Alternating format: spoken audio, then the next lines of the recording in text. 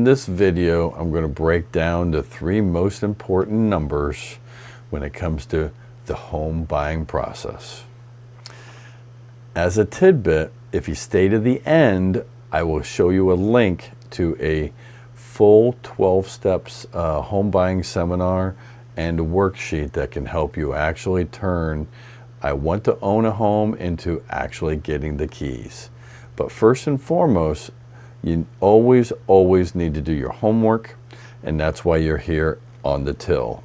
The till is truth in lending in life, and today we're going to break down the 3 major numbers that you need to understand when it comes to home buying and home ownership.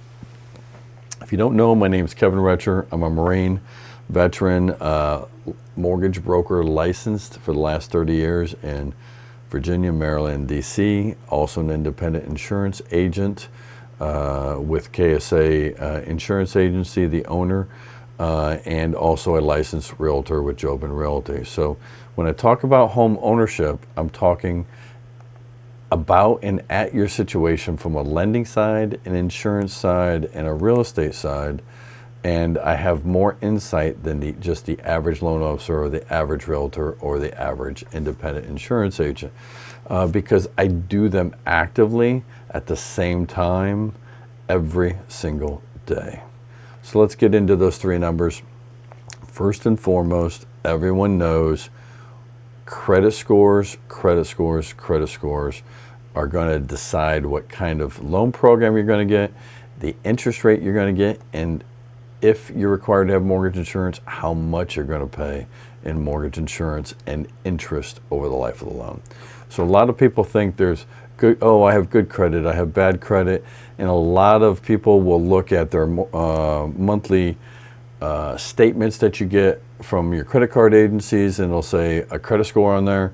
Here's the thing, there's like 10 different credit scores. Those free credit scores that are on those sheets don't dictate or specify this is a mortgage score, this is an insurance score, this is a credit score like for a consolidation loan or a credit card. Any institution could call Equifax and say, I want an algorithm, I want you to create a score and a scoring system, and I want to use it, and they'll absolutely do it and pay them a large sum of money to do that, and they'll create a new score, right? Credit Karma. Oh, I have this on Credit Karma. 90% of the time someone says I have X as a score, it's never that number, okay? It's either higher or lower, one way or the other. But the most important thing I'm going to teach you out of that is use it as a guide. So if your score was 730 last month and it's 740 this month, you're probably trending in the right direction. You probably paid down some debt and you owe less money, right? If it went the other way, think about, did I have a higher credit card limit this month versus last month?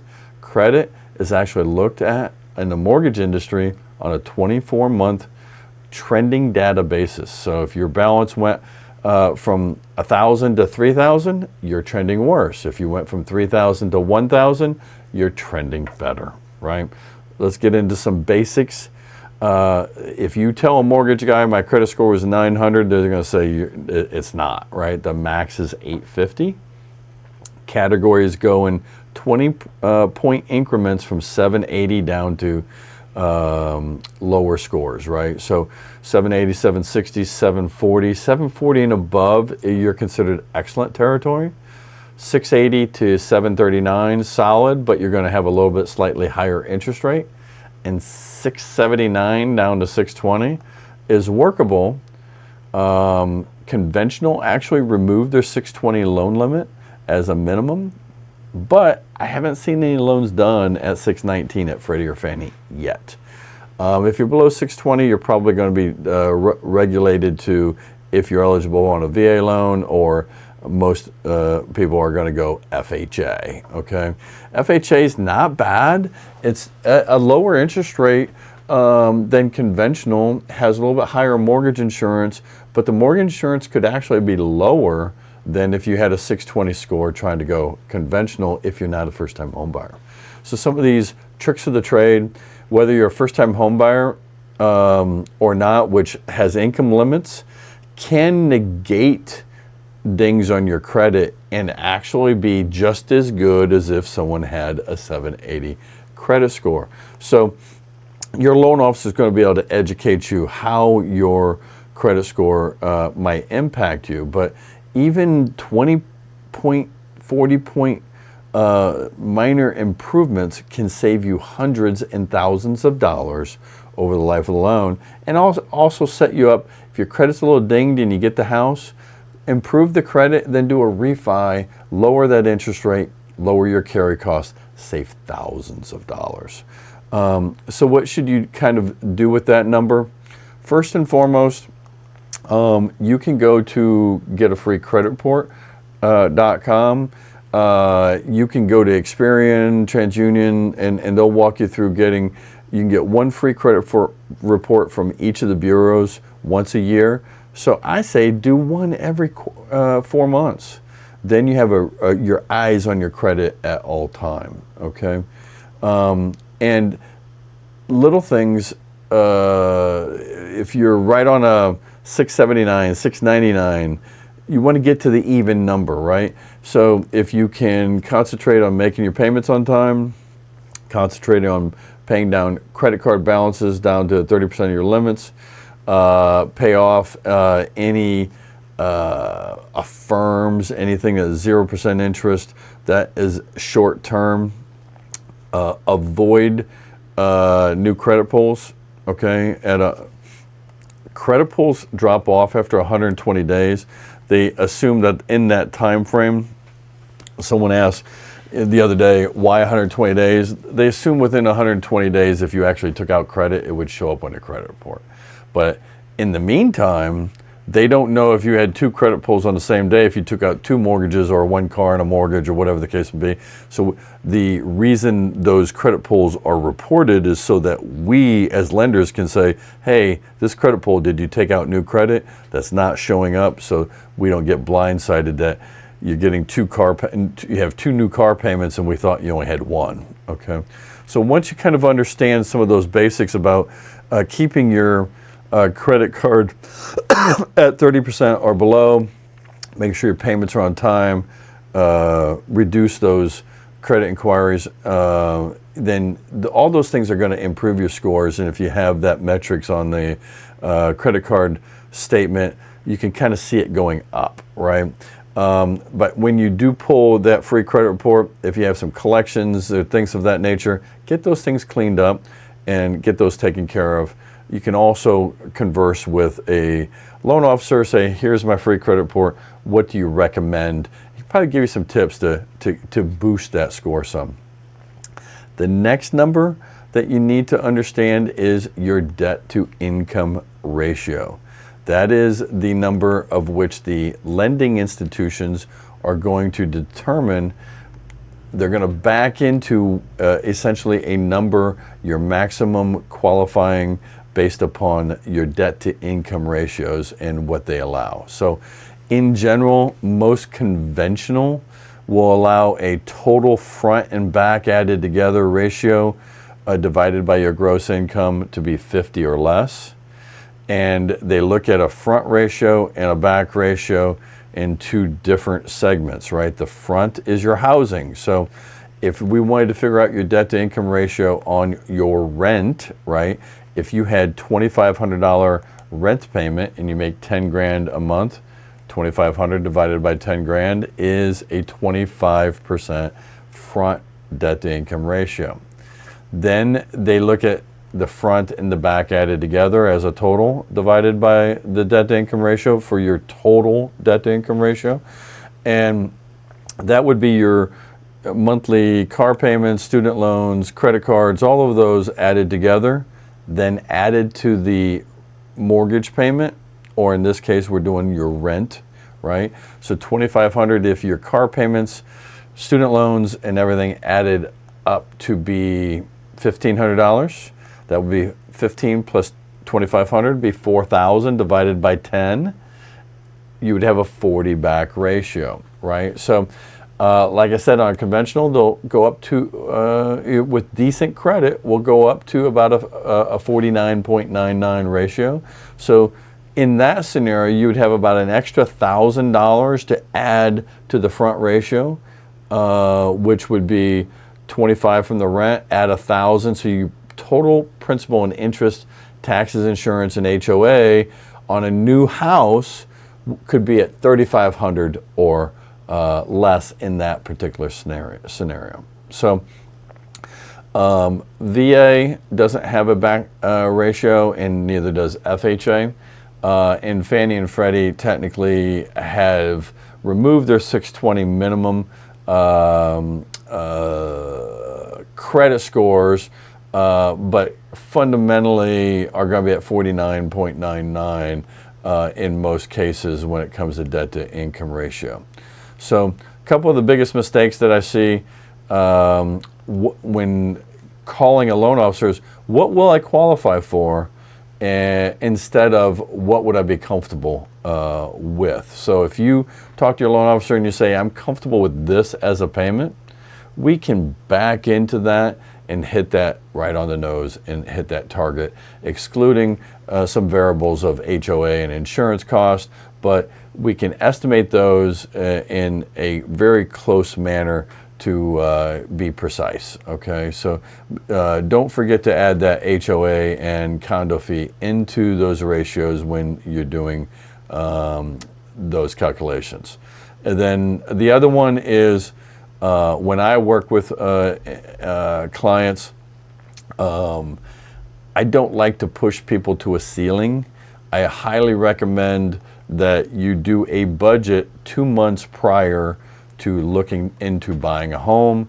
That way you can see how much residual income you have left over after your normal living expenses, how you like to live, eat out, things of that nature.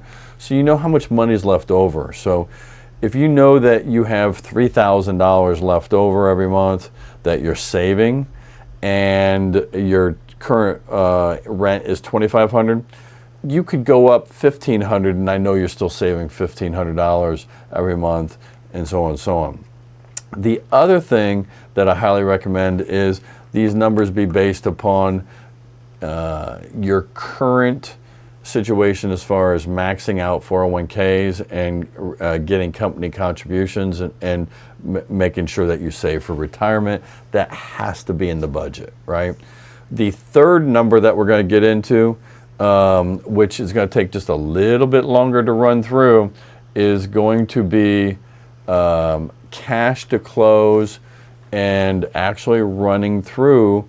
Once you've figured out number one and number two, and you have a budget and you have a potential purchase price, then you need to understand the actual cost of actually buying, right? So I'm going to walk you through a $600,000 purchase with 5% down with 780 credit score, so good credit. And this was done as of April 7th. And the interest rate would have been 6.124, okay? And that's going to give you some perspective. So this is the old good faith estimate that your parents would have used. Nowadays we use something called a loan estimate, and I'm going to go through that also. This is the new form that's used, but I'm going to take you through the old form because I think it's a little bit more precise in what we're trying to do here. So we want to understand your closing costs, right? So one of the things I'm going to go through here, this whole box is one-time transactional fees on the left side that are closing costs, to include home inspections. If your loan officer is trying to lowball his closing cost numbers, he's not going to have inspections in. If he's like me, he's going to have all the inspections in, excluding, I didn't put in well and septic on this, and you could have, there's a couple other inspections that you could have if the house is unique, right? But this is going to fit 95% of the clients out there in Virginia. So all my lenders have an admin fee or an underwriting fee. Some may break it up into an admin and a processing. And if you see a processing fee, it could be that you have a lender. Ask them to maybe waive that if you can, right?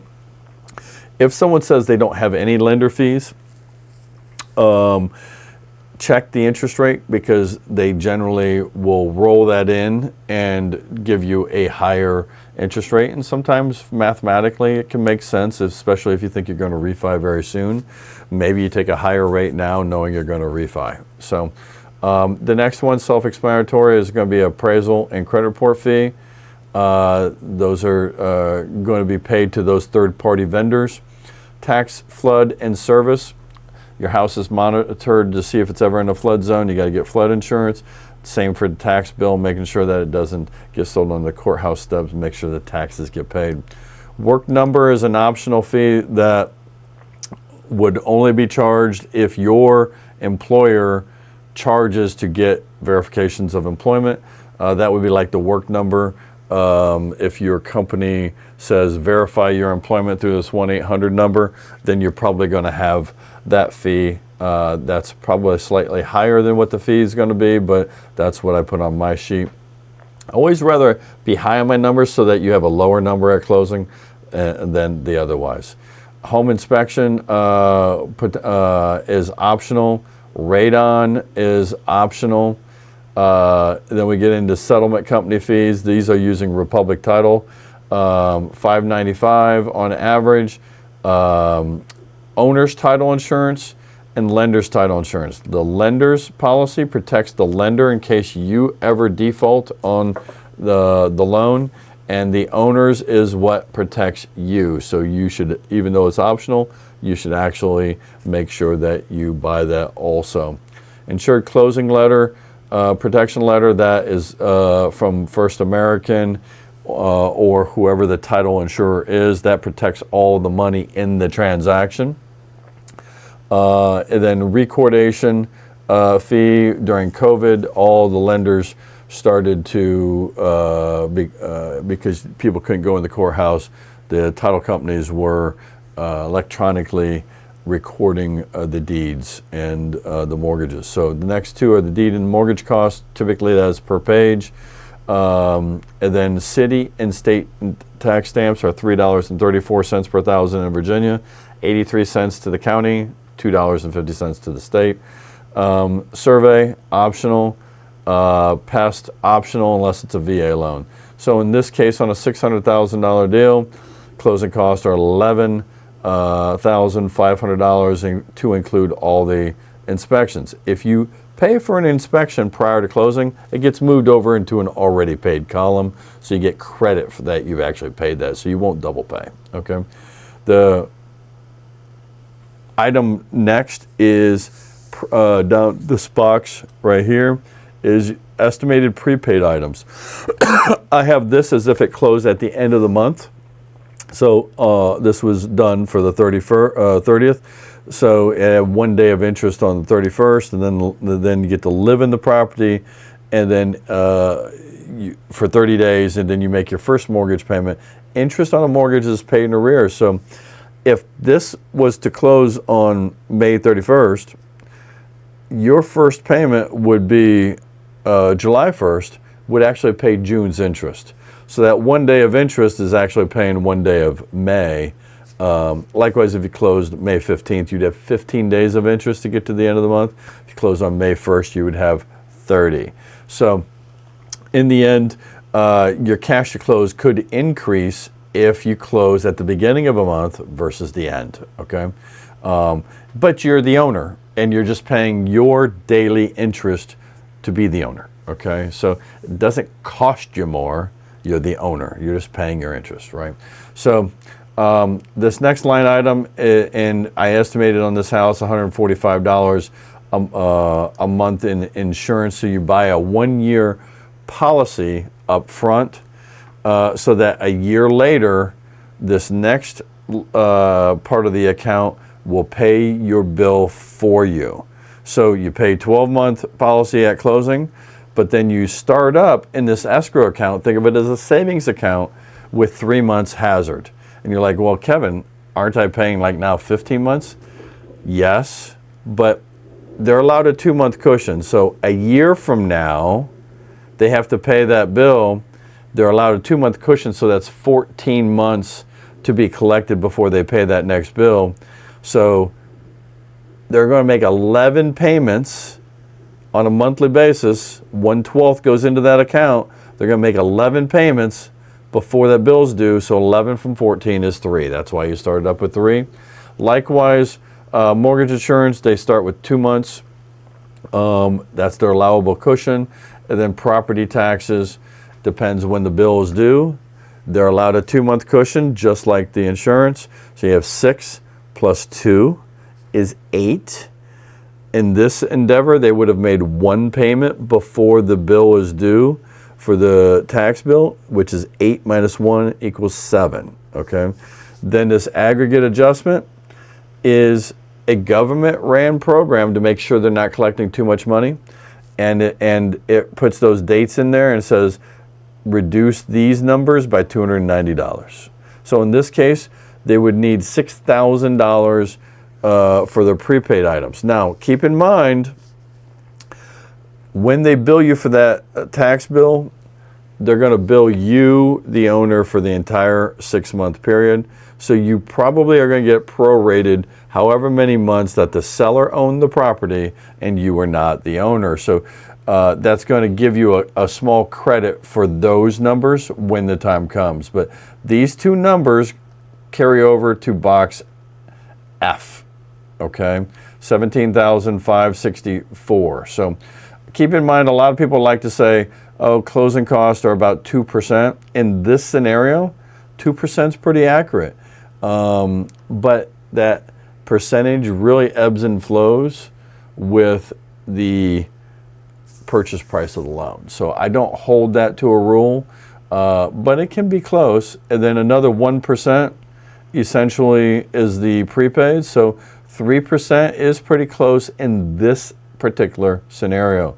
So that rule holds true here, but not always. So you have purchase price basically $600,000, add $17,500 and change. Your total obligation is $16,753 and change, minus the loan amount, which is 5% of the purchase price, and you're left with your total closing costs. $30,000 would be 5% down on $600,000, and then the $17,000. Now, keep in mind, sellers, realtors, and loan officers can all contribute toward paying these closing costs and prepaids. You can also get gifts for both closing costs, prepaids, and down payment from eligible family members per the product that you're using. There are often times when it comes to negotiating your sales price, and maybe you have a home inspection item and you might get $5,000 toward your closing cost in lieu of fixing these particular items on the house. And then that would lower that cash to close accordingly. But I always say, make sure you fix those items, just not free money. In some cases, I've had someone buy a house, they got $8,000 credit for a new roof, and a year later they sell the house and they never repaired or replaced the roof, or any of those items that were found to be on that home inspection. I always say that I also prefer a lower purchase price also as an option, because you can never change the price that you pay after you've actually bought it. So those are your 3 fundamental numbers that you absolutely should understand. And if you go to my website, firstmeridianmortgage.com, you can go to this other link. I promised you a 12-point guide, and you can learn a lot more about this 12 steps in buying a home. You can watch this video on YouTube. Please subscribe. I need all the subscribers that I can get, and truly, my YouTube channel is called The Till, which is Truth in Lending and in Life. And in closing, I promised you access to the 12 perfect home buying guides. You can go to the Housing Hustle on my website right here at firstmeridianmortgage.com. Check on the blog there, and you can click and download your guide right here. Again, my name is Kevin Retcher. I'm the owner of First Meridian Mortgage. If you have any questions, I'd be happy to help you on your home ownership journey. Talk to you soon. See you in the next video.